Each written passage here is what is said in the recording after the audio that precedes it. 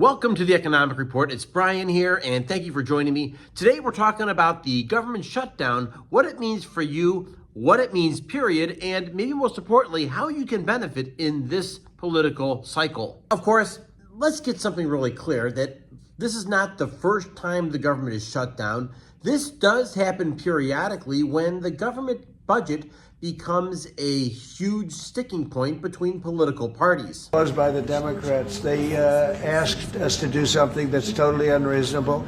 They never change. They want to give money away to illegally, people that entered our country illegally. They want to give them massive federal money. And we don't want to do that because it means everyone's going to just keep pouring back. Right now, we have absolutely perfect borders. What we mean by sticking points? Well, you might say that there is a constant tug of war between the Democrats and Republicans over who gets to spend what funds and what of their pet projects actually get fulfilled. I just heard something that Trump said. Here's what he said. We can do things during the shutdown that are irreversible and bad for them, and irreversible like cutting vast numbers of people out. Well, there it is. Trump admitted himself that he is using Americans as political. For instance, it appears as though the Democratic Party is really taking care of people on Medicare, Social Security, Medicaid, etc.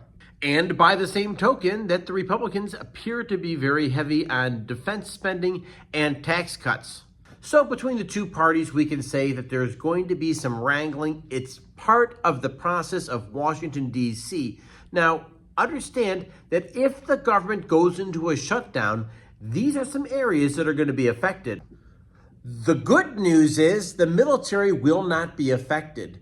That's one thing to keep in mind. And important services like the FBI, CIA, air traffic control will also be employed and expected to be part of the necessary government functions that will not be laid off during any kind of a government shutdown. However, there's another category that you want to pay close attention to, and these are what you would call non-essential government workers, and those are the ones who tend to get hit quite a bit during these time periods. Now, of course, you may ask yourself the question, is there anything that is called non-essential, or is every job that functions with the federal government essential? That's a great place to start. And of course, if you consider the national parks essential, then you get the picture. However, these are non-essential. Now, it depends on what you consider non-essential. For instance, if you're thinking about like the national parks, for instance, those could conceivably be closed and or they may be unmanned. In other words, there will be no rangers there. And of course, if you are on a DC tour, take this into consideration as well, that many of the government buildings could conceivably be closed.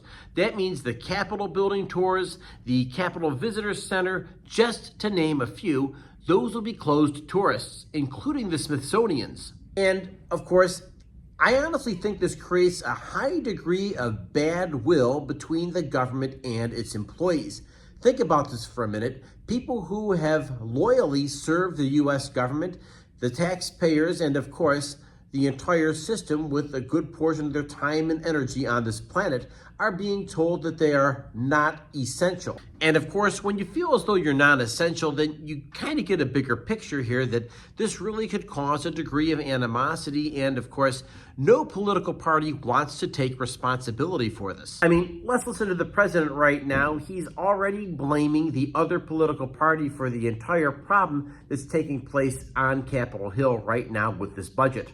And not to be outdone, Chuck Schumer appears to be rallying the Democrats to make this a tough budget fight for the president as well. So the idea is that, at least on the surface, out in the open, these political parties are fighting and they're wrangling with each other, trying to make it look as though they're really fighting the battle for their constituents. And truth be told, while much of this appears to be a real fight between the two political parties, I've been told more than once that behind the scenes, the political parties actually get along very well. The various senators and congressmen get along very well. And so my guess is that some of these could be solved over a round of golf, a card game. You get the picture. But of course, the other part of the story is, how does this shutdown affect you and your wallet?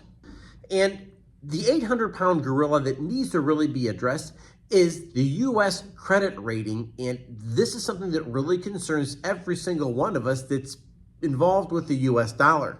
And of course, with that, we have an understanding that when the U.S. dollar rating goes down a little bit, you notice that people become less and less confident in that U.S. dollar. What does that really mean? Well, it means this, that number one, that people are not borrowing in the U.S. dollar as often. Number two, and equally as important, that the credit rating of the United States is suffering. And that means, number three, that the overall confidence in that U.S. dollar is now in question, and that's something none of us want to see. So the question is here on the Economic Report, and the story that we try to answer all the time is, how does Wall Street economics and DC politics affect you on Main Street and your wallet? So I can share a couple of insights with you that I think will help you out a ton. So if we were to take a look at past track records, we say that gold, once again, will be going to all-time highs, and yesterday was a classic example of that. Silver also moving to all-time highs as well, because these are things here that are really, really seen as a flight to quality outside the U.S. dollar. Because when there's uncertainty, people always seek gold and silver. And there are certain equities that are going to do as well. And you find this interesting that most of the time the equities market actually tend to do pretty well during these times, because they see this as part of the democratic political process of fighting over bills and spending packages. And of course, we know no matter where you are in the United States, there is going to be winners and losers. So pay close attention to things like defense contractors, for instance, that may be the big winners in this, because not just funding the Ukraine war, upgrading our current status with military equipment, but also some of the other spending packages that are out there. And of course, you can take a look at green energy as a place where there may be a ton of pain points, because we know for certain that the Trump administration is not really keen on green energy. They believe it's a waste, and they don't see a lot of value that is getting returned for those tax credits. I'll also remind you that in the background, there's the big meeting between the President of the United States and Chinese leader Xi coming up in the not too distant future, let alone all the leadership that is needed from the United States with the Palestinian and Israeli conflict, and of course, Ukraine, NATO, and Russia. So stay tuned. So I want to remind you that this is not the first time the government has gone through a shutdown per se.